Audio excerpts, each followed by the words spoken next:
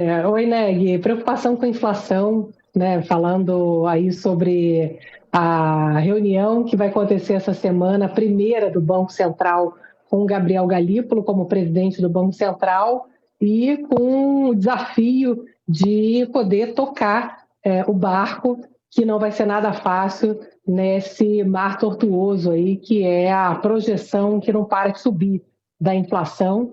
Boa tarde para todos, boa tarde para os nossos ouvintes. Então, hoje saiu aquela pesquisa do Banco Central, que é uma pesquisa semanal, sai todas as segundas-feiras com os economistas, e o que essa pesquisa apontou é um salto nas projeções de inflação. Previsão de inflação para esse ano está agora em 5,5%. Lembrando que o limite da meta de inflação do governo é 4,5%. Então, nesse ambiente que o Gabriel Galípolo faz a primeira reunião essa semana, começa amanhã e quarta-feira sai o resultado da taxa de juros. Todo mundo já espera que os juros continuem subindo, não só porque a inflação está pressionada, mas porque o próprio Banco Central já avisou que faria 2 aumentos de juros de 1 ponto percentual, pelo menos, nas 2 primeiras reuniões do ano, já para poder evitar qualquer tipo de ruído, de especulação com a troca de comando do Banco Central. Então, eles já avisaram em dezembro, olha, a gente vai continuar subindo o juro, e então tem uma perspectiva aí de que a taxa de juros suba na reunião essa semana de 12,25% para 13,25%. Selic, que é referência para as demais taxas do sistema financeiro. Então, está aí encarecendo o crédito, dificultando investimentos e, obviamente, o crescimento econômico. Em março, o Banco Central já avisou que vai vir mais 1 ponto percentual, pelo menos, a mais de juros. Então, está contratada já uma alta até 14,25% de juros do país. Se vai subir mais, ninguém sabe. Certamente o Banco Central deixará em aberto o que vai acontecer de março em diante. As previsões estão apontando que os juros podem chegar a 15%, tem previsão apontando 16%. É uma trauletada de juro. Isso vai derrubar a economia, não tem jeito, vai encarecer o custo para as empresas, principalmente, investimentos, dificultar a tomada de expansão e geração de investimentos de emprego. E é bom lembrar, Eneg, que a questão da inflação, ela tem 2 pontos, né? Esse ano, pela primeira vez, vai ter uma mudança na forma de medir a meta de inflação. É aquela meta contínua. Então, esse ano, se durante 6 meses consecutivos a inflação acumulada em 12 meses estiver acima dos 4,5%, que é o limite da meta de inflação, oficialmente vai ter estourado a meta de inflação e provavelmente o presidente do Banco Central vai ter que escrever aquela cartinha justificando ao Ministério da Fazenda por que não cumpriu a meta de inflação no meio do ano. Essa inflação está muito pressionada, embora o governo esteja falando muito de alimentação, que de fato está muito caro o alimento, é uma inflação que está espalhada, não é só alimento. Por isso que a gente tem essa sensação de que está muito pesado pagar as contas, porque não é só alimento, serviços em geral, pagar a escola, pagar ali o plano de saúde. O levantamento do IBGE sexta-feira mostrou o setor de serviços com alta recorde. Qualquer tipo de concerto, salão de beleza, enfim, está tudo muito caro. Tem a ver com uma economia que está muito aquecida. E você não tem a oferta acompanhando esse crescimento de consumo. O dólar também é outro fator que está aparecendo na inflação. Os produtos da indústria todos subiram. Eletrodomésticos, eletroeletrônicos.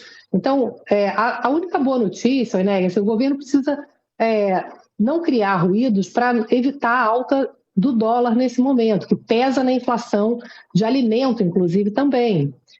A gente tem uma boa notícia, que é o fato de que esse ano a gente vai ter 2 notícias boas para a inflação de alimentos ser menor.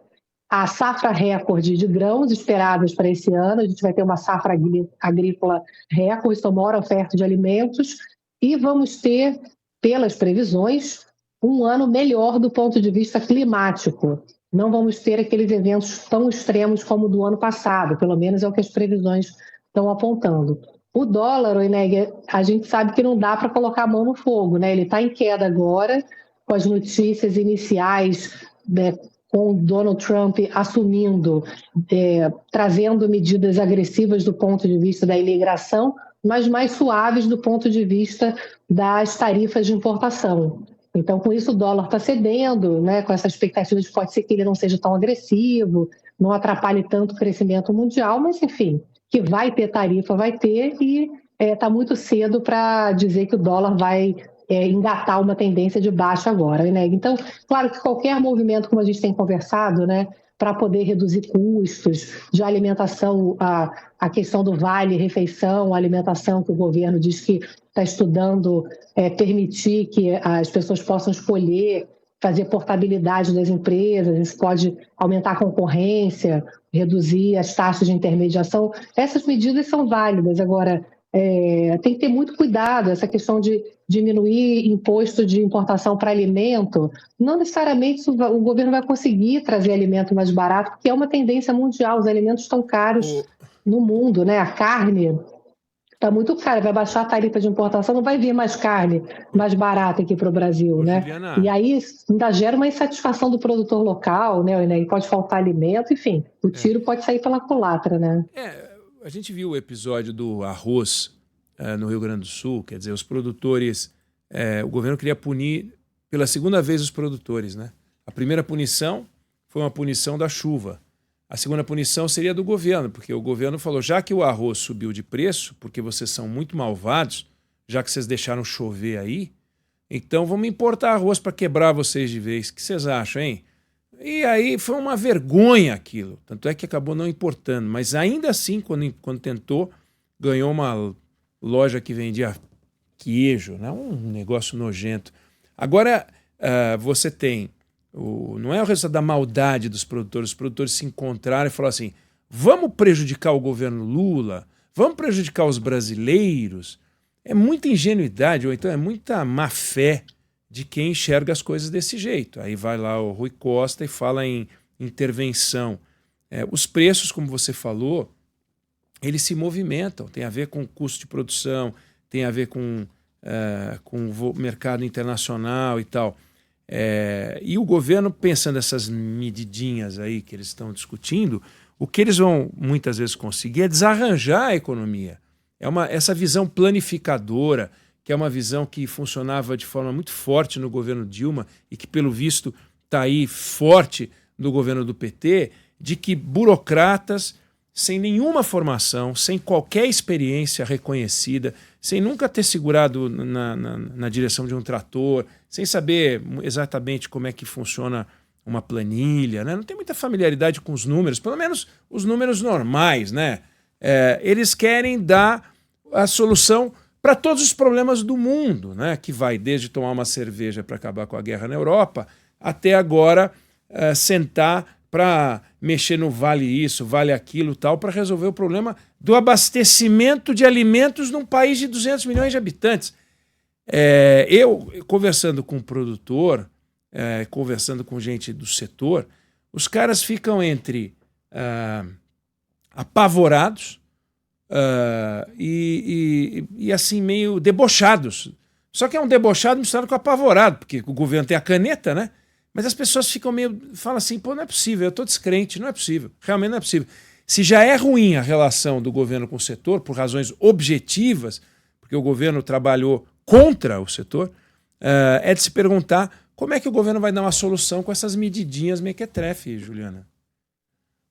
O que pode ajudar, Oineg, a alimentação é o governo fazer o seu compromisso com a responsabilidade fiscal, que é hoje a grande questão hoje no país. Sem credibilidade fiscal, o dólar sobe. Isso impacta, como a gente está vendo já, a inflação como um todo, na indústria, na agricultura, então impacta alimento. Então o governo tem que focar naquilo ao alcance dele, que é fazer a entrega do equilíbrio fiscal, segurar gasto público, porque a economia também está muito aquecida. Então, ele tem que segurar um pouco e fazer os investimentos certos nos lugares certos, para que a economia aos poucos vá expandindo a sua capacidade de crescimento, crescendo cada vez mais, gerando pouca inflação. Então, não adianta querer botar a carroça na frente dos bois e tentar segurar artificialmente preços. Já deu errado no passado, a gente sabe onde que isso acaba. Então, é preciso o governo fazer aquilo que precisa ser feito, que é segurar o ritmo do gasto público, com isso equilibrando gastos e receitas, passando credibilidade, responsabilidade com as contas, não aquecendo demais a economia. É isso que vai fazer a inflação recuar, mantendo um bom crescimento econômico, mantendo o desemprego baixo. Tentar acelerar pode entornar o caldo, fazer a inflação subir mais ainda, tirar o poder de compra, baixar muito forte o crescimento. Então, são medidas que já se sabe qual é o caminho certo, né? Só que politicamente, Oineg, sempre acaba prevalecendo aquele discurso que parece o mais fácil, né? Só que na prática a gente vê aonde que isso tudo acaba. É isso aí. Juliana Rosa, Economia com você. A gente volta a conversar amanhã. Valeu! Beijão, boa semana.